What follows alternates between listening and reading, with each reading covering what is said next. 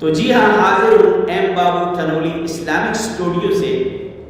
کیا فجر کی نماز کے بعد سونا رزق میں کمی کا باعث ہے؟ کیا فجر کی نماز کے بعد سو جانا رزق میں کمی کا باعث ہے؟ تو سنیے، روزانہ مستقل فجر کی نماز چھوڑنا یا فجر کی نماز پڑھ کے سو جانا، فجر کی نماز چھوڑنا روزانہ، یہ تو سمجھیں کہ آپ اپنے لیے تباہی کا ذریعہ بنا رہے ہیں، آپ اپنے لیے ہلاکت کا ذریعہ بنا رہے ہیں۔ آپ کے رزق میں، آپ کی جان میں، آپ کی صحت میں، آپ کے ہر لحاظ سے آپ کے لیے یہ نقصان ہے فجر کی نماز مستقل چھوڑنا۔ اب رہی بات یہ کہ فجر کی نماز کے بعد سو جانا، تو نبی کریم صلی اللہ علیہ وسلم کا عمل دیکھیں گے کہ ہمارے لیے نبی کریم صلی اللہ علیہ وسلم کا عمل کیا ہے۔ نبی کریم صلی اللہ علیہ وسلم کا عمل یہ ہے کہ آپ فجر کی نماز پڑھ کے ذکر و اذکار کیا کرتے تھے طلوع شمس تک، سورج کے نکلنے تک۔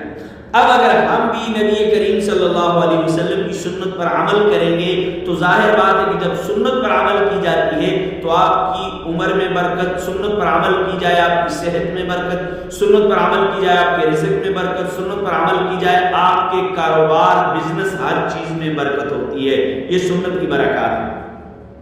اور ویسے بھی نبی کریم صلی اللہ علیہ وسلم نے فرمایا حدیث کے اندر ہے کہ میری امت کی صبح میں برکت ہے، میری امت کی صبح میں برکت ہے۔ لیکن کبھی کبھار ایسا ہوتا ہے کہ رات کو لیٹ سو جاتا ہے انسان، فجر کی نماز پڑھ کے لیٹ گیا، تو اس کا کچھ نہ کچھ جواز ہے، اس کا کچھ نہ کچھ جواز ہے۔ مستقلاً روزانہ فجر کی نماز پڑھی فوراً سو جانا، یہ آپ کے لیے نقصان دہ ہے۔ دوسری بات، کیا عصر کے بعد جھاڑو نہیں لگانا چاہیے؟ اس کا دین سے کوئی تعلق ہے؟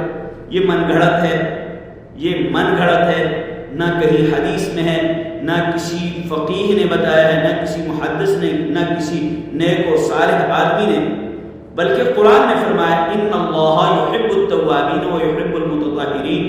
رب تعالی صفائی کرنے والوں سے محبت فرماتے ہیں، تو صفائی کے لیے کوئی وقت نہیں ہے۔ آپ جس وقت بھی صفائی کا خیال کرتے ہیں، صفائی کرتے ہیں، تو گویا کہ اللہ صفائی کی وجہ سے آپ سے محبت فرماتے ہیں۔ امید ہے کہ آج کے مسائل آپ کو سمجھ آ گئے ہوں گے۔ اگر سمجھ آ گئے ہیں، ہمارا یوٹیوب چینل ضرور سبسکرائب کریں، فیس بک پر ہمیں فالو کریں، ٹک ٹاک پر ہمیں فالو کریں۔